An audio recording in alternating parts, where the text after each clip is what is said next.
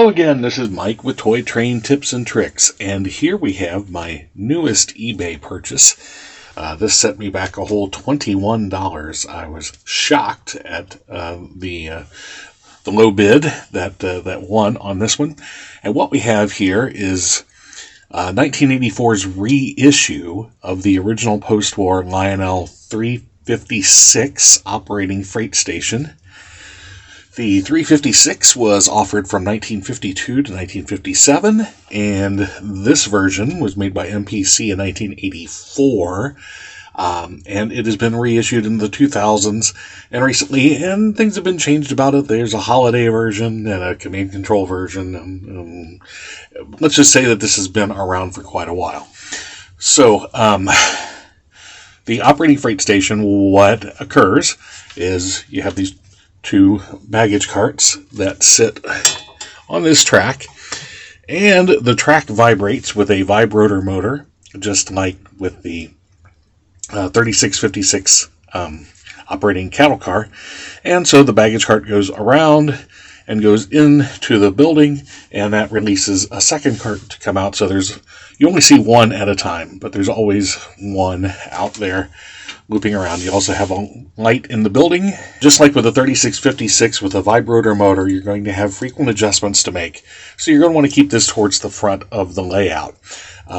So let's take a look here. I've already removed the two roof finials that hold the roof on, so we can take a look at the operation here, and it's pretty simple.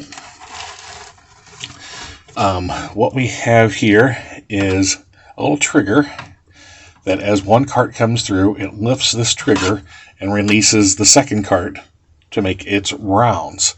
So it's very important that when this cart reaches here, that the other cart is already ready and waiting. If it takes too long to get around, you can actually get them both stuck inside the house, and that is a problem. And the trigger mechanism is actually on the cart itself. It is this center post that trips the trigger back here. On the original post-war version, this is just a simple post going up. Here, with the MPC version, they've added these side braces to make that more secure, which I think is a good idea. And that's pretty much it. As far as adjusting the vibration, you can adjust it with the two roof finials, or these two adjusting nuts on the bottom. By tightening and loosening the combination of these four contacts, plus adjusting the voltage slightly, you can fine-tune the running of the accessory. Here on the bottom is all the wiring you need. Here on this version, they've actually put the wiring diagram on here for you. That's kind of cool. You have three posts, A, B, and C. B and C go to your two posts on the transformer. Doesn't matter which one is which, doesn't matter which one is hot or common, because this isn't connected to the track in any way, so it doesn't really matter. Here it says 12 to 14 volts. Really 10 to 12 is probably better for operation of the accessory. You get up to 14 volts. One, the men tend to move around too fast. Secondly, you can burn out this vibrotor if you have it on too long and at too high a voltage. Okay, post A and B go to your on-off switch for the vibration track.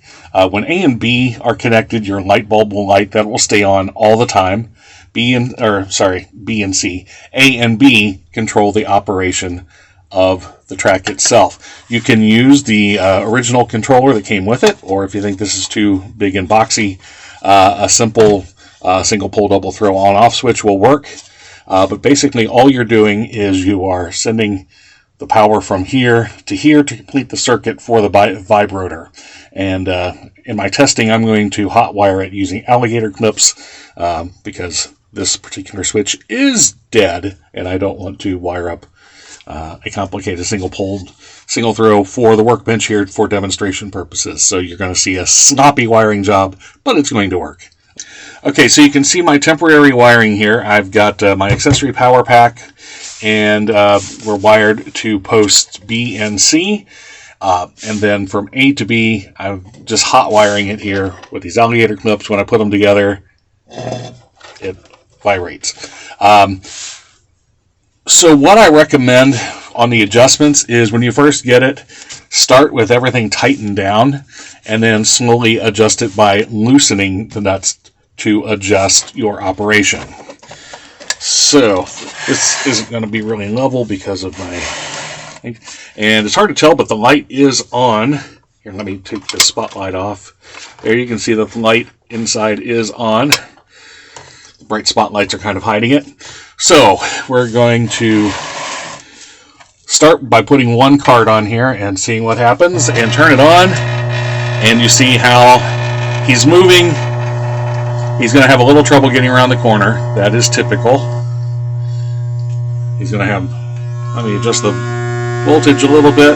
Okay, so you see what's happened there. Okay, turn it off, click, okay, and we are going to loosen the bottom and see what happens. So we're going to go to these two, and let's give them about a quarter turn to loosen.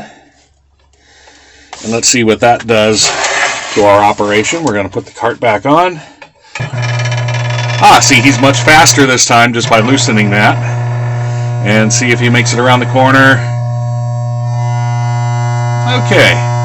So you can tell this is a very loud accessory, a very buzzy accessory. And there he's going to go, and he's going to go take off inside the house. And then let's put the second one on here. Go, buddy. All right, so he's going to go around. Keep it turned on. There we go. And he's going to eventually get around the corner. I think I can loosen this up a little bit more so that he's going to get around the corner a little better. But there he goes, and as he goes into the house, he's going to release the other cart. And around and around and around they go, running empty baggage carts around the freight station all day long. So they don't get much accomplished, but they are very buzzy. Ha! Get it? Buzzy. Ha ha ha. Anyway... so you can make further adjustments to help out. I think I got them both stuck because the one was too slow. All right, power off. And if I look inside the house, if this happens, yeah, I think the one cart was too slow and didn't make it to the trigger in time. So we're going to take these finials off, pop it out here, and take a look. And yeah, he didn't quite get there in time to be released by the trigger. Okay, so that's one of the operating issues to watch out for, is to make sure that the two carts are running close enough to the same speed. Check the pads and these fingers to make sure they're in good shape. Make sure the track is clean. We're going to loosen this up a little bit more. See if that helps our operation any. And so that's one thing to watch out for. The original 1952 version was set up so that one cart had a lithographed simulated load on it, and the other was empty, so that it looked like the man was running around and exchanging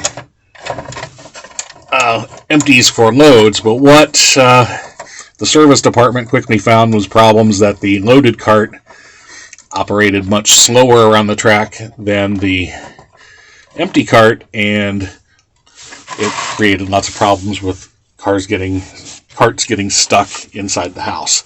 Okay, let's get back. Yeah, our light bulb is on, and 3, 2, 1, power. Oh, he's off to the races this time, and he's around the corner. And let's adjust the voltage a little bit. There we go. It sounds a lot louder. And are we stuck again? We are stuck. At that time, the problem actually was it's not that the trigger didn't trip, it's that the cart vibrated enough that it fell over inside the shed. So again, you're going to want to keep this towards the front of the layout just to make sure everything works well. And let's go one more time. 3, 2, 1. Okay, and around and around and around he goes.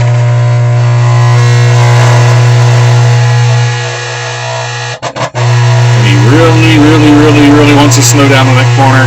So I'm going to have to make some more adjustments, probably to the nut on this side, to get around that corner a little better. And let's see, and there's his buddy coming out. He's rocking and rolling, and he's going around the corner too.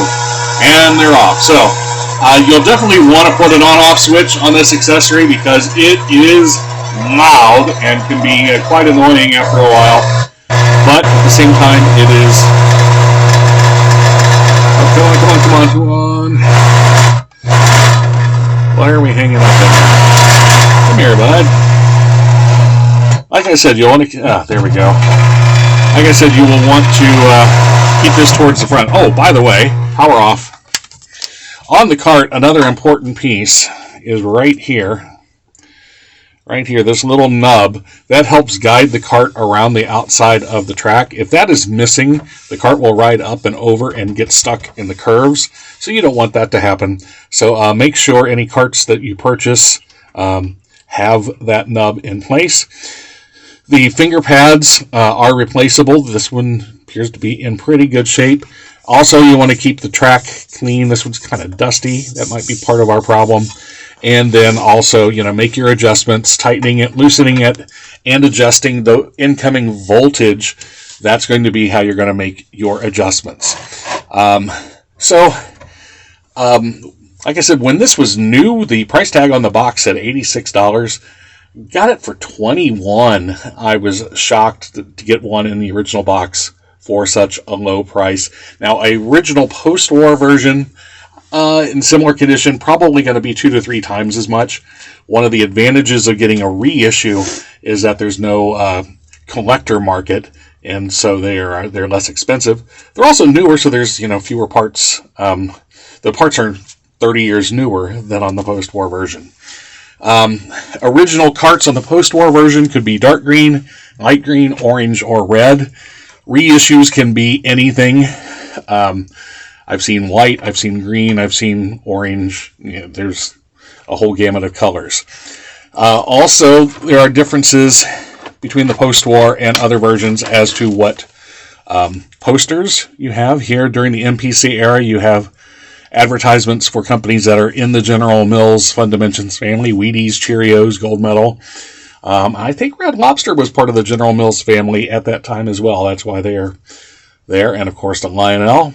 And then there's also on the end here, not only your Lionelville sign, but we have arrival and departure boards for your freight. So this is what railroading was like up until the late 50s, early 60s, where every town of any size on the railroad would have its own freight station. Less than carload boxcars would come in. They would sort them at the freight station, put them on a truck, or you could come down and pick them up yourself and delivering. And by the time the 70s rolled around, this was no longer really economical for the railroads, and that's where our parcel services came in, UPS and all of those folks kind of took over the business from the railroads of the small, less than carload freight traffic. But if you're modeling 1960s and earlier, this is a really cool and today inexpensive accessory. So just keep in mind that it's loud, but there's action, and it can be finicky because of the vibration, but I think it's worth it. So I hope you liked the video. If you do, like it, share it, subscribe, tell your friends, tell your neighbors, and we'll see you next time.